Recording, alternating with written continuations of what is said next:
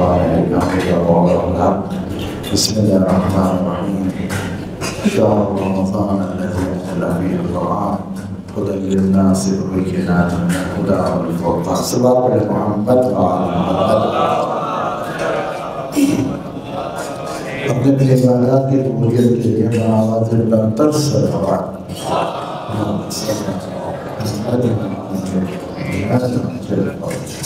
اپنے مرحومین کے بندے درجات کے لیے آواز بلند تر صلوات.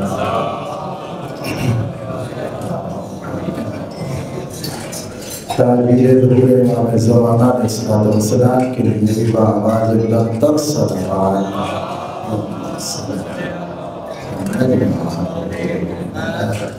اگر اس سے اچھی بات پڑھی جا سکتی ہے تو ویسے پڑھیں.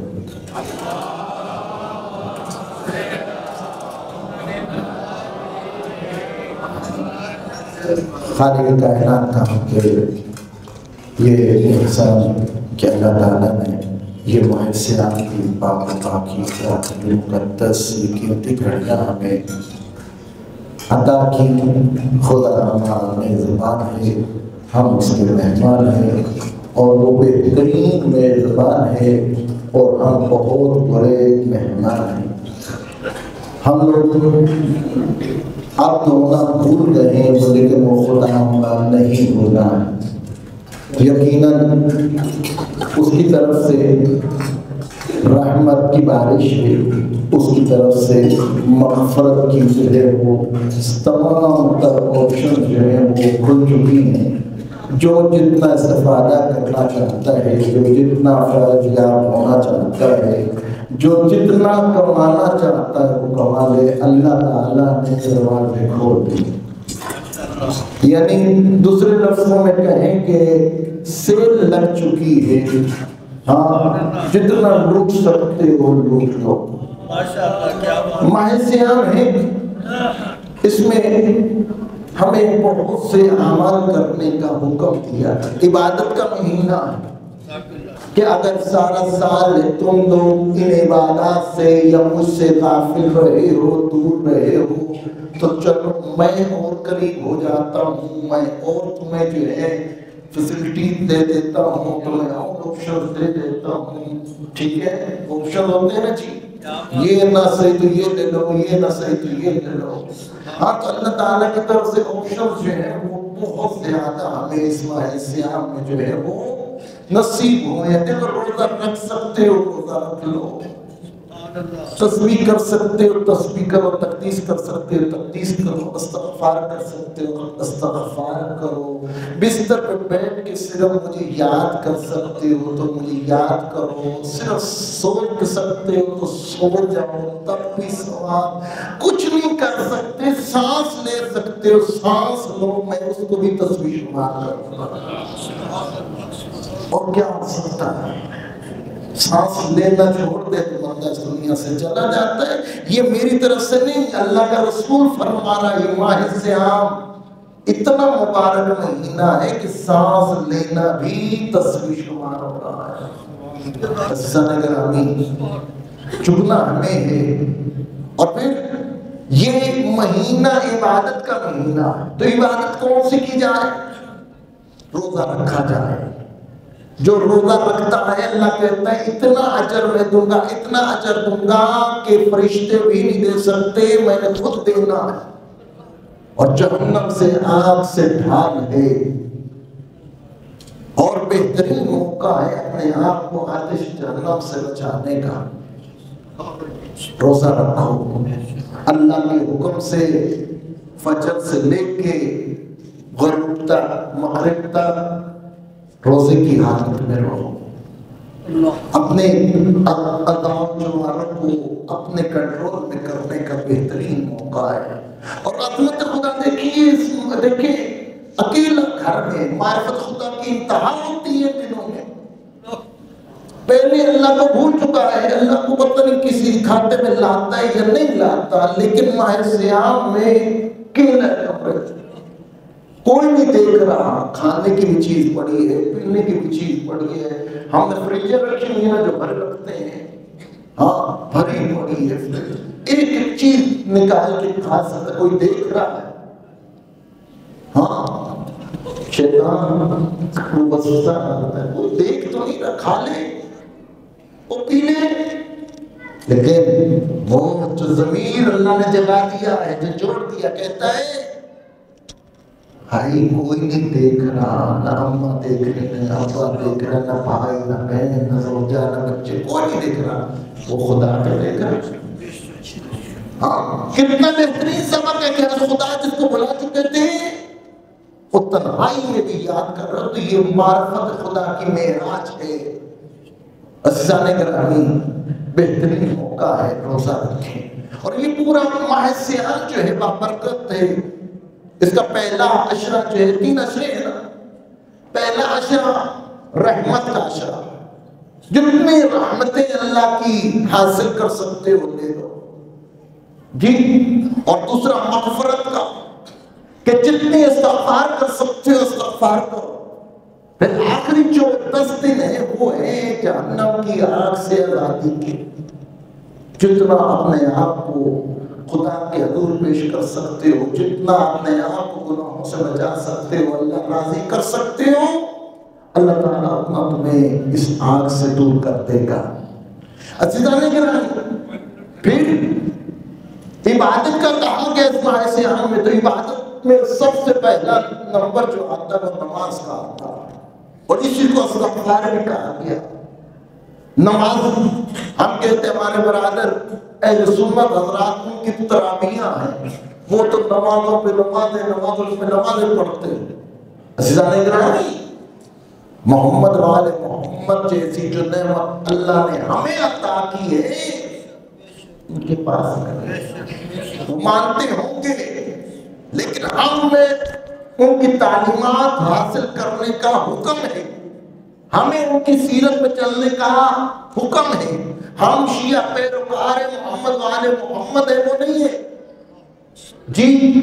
تو اگر کتاب کھول کے دیکھ لو تو اتنی نمازیں ان کی نہیں ہے، اگرچہ وہ ہر روز 20 رکعت نماز تراویح ادا کر رہے ہیں، ہمارے یہاں جائز نہیں ہے، لیکن کیا ہمارے یہاں نمازیں نہیں ہیں نمازیں ہیں۔ 1000 نماز ماہ سیام میں، کہ پہلے 20 دنوں میں آپ نے ہر رات 30 رکعت نماز پڑھنی، اور اس کے بعد ہر وہ آخری عشرے کے اندر ہر رات میں 20 رکعت ہے، اور ہر 3 روز جو 3 شب جو جن کے لیے زیادہ روایات ہمارے پاس ہیں کہ یہ 3 رات، 19 کی رات، 21 کی رات اور 23 کی رات جو ہے یہ لیلۃ القدر کی راتیں ہیں، ان میں سے ایک لیلۃ القدر ہے، اس رات کے اندر 100 رکعت نماز پڑھنا ہے، ملا کے دیکھ لو ٹوٹل مل کے 1000 رکعت بنتی ہے، تو ہماری نمازیں ان سے کہیں زیادہ ہیں۔ یہ اذکار کی بات نہیں کر رہا، ذکر جتنا مرضی کرو، قرآن کی آیات ان کی جتنی زیادہ تلاوت کر سکتے ہو یہ کرو، اس صرف نماز کی بات کر رہا ہوں۔ عزیزان گرامی، اس کے علاوہ خاص نمازیں ہیں، جمعہ والے دن نماز امام سمانا ہے، نماز جعفر تیار ہے، اس طرح کر کے، اور اس طرح نماز مغفرت والدین ہے، وہ حجیہ جو عام آئمہ کو کرتے ہیں، وہ نمازیں علیحدہ نمازیں جو صاحب بھرا پڑھتے ہیں، اس کی طرف تو میرے گلے نہیں ہے۔ تو عزیزان گرامی، ہمیں یہ گھڑیاں جو ہیں ان سے استفادہ کرنا نہیں کر سکتے۔ میں نے کہا سانس لے رہے ہو اجر مل رہا ہے، لیکن ایسے نہیں ملے گا۔ الاعمال بالنیات، نیت کرو گے تب ملے گا جی۔ کہو ارادہ ابھی سے مان لو کہ میں ماہ سیام کے سارے مہینے میں میں اپنی تمام تر جو ہے توانائی اللہ کی عبادت میں صرف کر دوں گا۔ اب کیا پتا آپ سفر کرتے، سفر میں روزہ نہیں، ممکن ہے بیمار ہو جائے تو روزہ نہیں۔ ہاں خواتین کو کوئی مسائل ہو جاتے ہیں تو مسجد میں نہیں جا سکتی، روزہ نہیں رکھ سکتی، نماز نہیں پڑھ سکتی، اختیار نہیں ہے جی۔ لیکن جو آپ نے نیت کی تھی اللہ تعالیٰ کا نبی کہتا ہے نیت مومن خیر من عمل ہی، مومن کی نیت اس کے عمل سے بہتر ہے۔ آپ نے نیت کر لی ہے کہ میں عبادت کروں گا تو اب ایک ایک سانس آپ کی عبادت شمار ہوگی۔ اور اللہ تو کریم اتنا ہے، آپ ارادہ کرتے ہیں، اللہ کہتا ہے فرشتوں لکھ لو نیکی، یعنی ابھی تو کی نہیں، کر لے گا۔ کہا گناہ کر لی یا اللہ، آنا صبح سے لے کے شام تک انتظار کرو۔ ہاں کہا 40 دن تک انتظار کرواتا ہے، اور 40 دن میں کرامت ہے۔ اللہ کی قدرت دیکھیے کہ اللہ تعالیٰ نے 2 فرشتے مقرر کیے ہیں، ایک نیکی کا فرشتہ ہے جو نیکیاں لکھتا ہے، ایک گناہ لکھنے والا فرشتہ ہے جو ہمارے اوپر اللہ نے مقرر کر رکھے ہیں، ہر شخص کے اوپر مقرر کر رکھے ہیں۔ لیکن کریم پروردگار ہے، نیکی والا جو ہے وہ تو ہمیشہ آپ کے ساتھ رہتا ہے، جب سے پیدا ہوئے ہو تب سے قبر تک ساتھ میں ہے۔ لیکن یہ خدا کا ہم پہ احسان ہے، فضل ہے، کتنا بہترین ہمارا پروردگار ہے کہ جس نے یہ بڑی کا جو لکھتا ہے، گناہ لکھتا ہے، اس کو ہر روز تبدیل کرتا ہے۔ کیوں؟ اس میں دعائی نہیں ہے۔ روز قیامت ہم لوگوں کا حساب نامہ عمل ہمیں تھمایا جائے گا، تو ہمارا نامہ عمل جب تھمایا جائے گا تو اللہ تعالیٰ کہے گا آج کوئی گواہ ہے اس کی نیکی پہ؟ فرشتہ کرتے ہیں۔ بدی والے نے بھی دیکھا ہے نا، نیکی کرتے، ٹھیک ہے، کہاں ٹھیک ہے تیری گواہی کا ہم نے قبول، میں خود گواہ ہوں۔ لیکن شریعت کے اندر اللہ تعالیٰ نے 2 گواہ رکھے۔ گناہ جو ہم کرتے ہیں یہ بدی والا لکھ لیتا ہے اس نے گناہ کیا ہے، لیکن شام کو چھٹی اگلا فرشتہ، وجہ کیا ہے؟ یہ فضل پروردگار ہے کہ کل کو جب یہ گواہی دے تو یہ اکیلا گواہی دے کہ یا اللہ اس نے گناہ کیا تھا، اللہ کہتا ہے دوسرا گواہ پیش کر، حاصل میں تو تھا، کہا اکیلے کی گواہی قبول نہیں کروں۔ نعرہ تکبیر! یہ بہترین موقع ہے خدا کو راضی کرنے کا، اور وہ جلد راضی ہو جاتا ہے۔ ہمارے نامہ عمل اللہ تعالیٰ کو ہم سے دور کر دیتے، وہ ہدایت دیتا رہتا ہے، دیتا رہتا ہے، دیتا رہتا ہے، ہم نہیں لیتے ہیں۔ لیکن ایک وقت یہ ہوتا ہے کہ وہ جو ہم سے روٹ جاتا ہے، ہاں پھر وہ ہمیں ہدایت کی طرف نہیں کہتے ٹھیک ہے تم اپنی مستیوں میں مست رہو، لیکن جب ہمارے سر پہ پڑتی ہے تو پھر ہمیں وہ کوئی دروازہ دکھائی نہیں دیتا سوائے خدا کی۔ تو پھر روایات میں ہے جب بندہ کہتا ہے نہیں یا اللہ یا اللہ یا اللہ، 10 دفعہ اس میں آدم کہتا ہے، 10 دفعہ اللہ کا نام لیتا ہے، اللہ تعالیٰ کہتا ہے لبیک یا عبدی، لبیک یا عبدی، لبیک، اے میرے بندے کیا ہو گیا، اگر بندے کیا ہو گیا، خیر تو ہے۔ خدا جس جو روٹ گیا تھا تمہارے صرف اس کو پیار سے بلانے پہ وہ راضی ہو رہا۔